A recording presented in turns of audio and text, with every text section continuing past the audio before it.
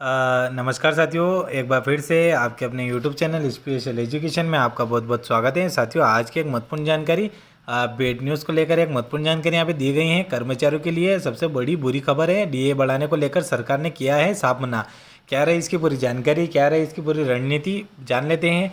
आपसे निवेदन है, वीडियो को लास्ट तक जरूर देखिएगा ताकि सारी जानकारी आपको स्पष्ट रूप से समझ में आ सके।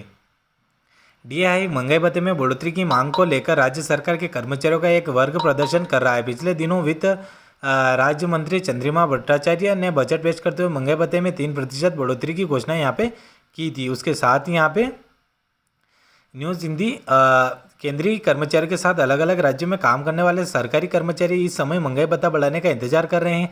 मोदी सरकार की तरफ से होली से पहले महंगाई भत्ते और महंगाई राहत की घोषणा करने की उम्मीद जताई जा रही थी, लेकिन अभी तक इसको लेकर किसी तरह की आधिकारिक जानकारी नहीं दी गई है। दूसरी तरफ पश्चिम बंगाल की मुख्यमंत्री ममता बनर्जी ने डीए हाइक को लेकर बड़ा रुख अख्तियार किया है। राज्य सरकार के कर्मचारी प्रदर्शन कर रहे हैं। ममता बनर्जी ने सरकार के खिलाफ विरोध प्रदर्शन कर रहे कर्मचारियों को साफ किया है कि सरकार की तरफ से जितना महंगाई भत्ता बढ़ाया जा सकता था उतना हम बढ़ा गया है। अब एक और पेशकश करने की फिलहाल सरकार की क्षमता नहीं है। महंगाई भत्ते में बढ़ोतरी की मांग को लेकर राज्य सरकार के कर्मचारियों का एक वर्ग प्रदर्शन कर रहा है।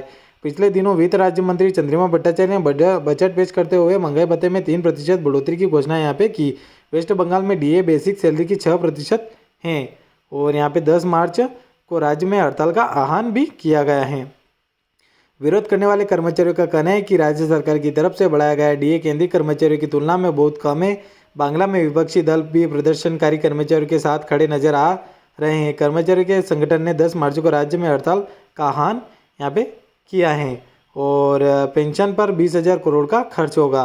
कर्मचारियों की मांग पर ममता बनर्जी ने कहा कि केंद्र सरकार के तहत काम करने वाले कर्मचारियों का वेतन राज्य सरकार के अंतर्गत काम करने वाले कर्मचारियों से अलग होता है। उन्होंने कहा कि राज्य सरकार के कर्मचारियों को अलग मौके पर छुट्टी मिलती हैं। बनर्जी ने यह भी कहा है कि वेस्ट बंगाल में एक ऐसा राज्य है जो भी अभी भी पेंशन सेवानिवृत्त लोगों को देता है। इस पर सरकार का 20,000 करोड़ का खर्च आता है।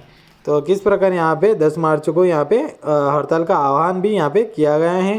तो हड़ताल को लेकर, पूरी पेंशन को लेकर, डीए को बढ़ाने के संबंध में यहाँ पे पूरी जानकारी आपको इस रूप से समझ में आ गई होगी। आशा करता हूँ वीडियो पूरा अच्छा लगा होगा। एक बार फिर से निवेदन है कि आपने अभी तक हमारे चैनल को सब्सक्राइब नहीं किया है, प्लीज़ चैनल को सब्सक्राइब जरूर कर लेगा। मिलते हैं इसी प्रयासों के साथ नेक्स्ट वीडियो में। जय हिंद, जय भारत।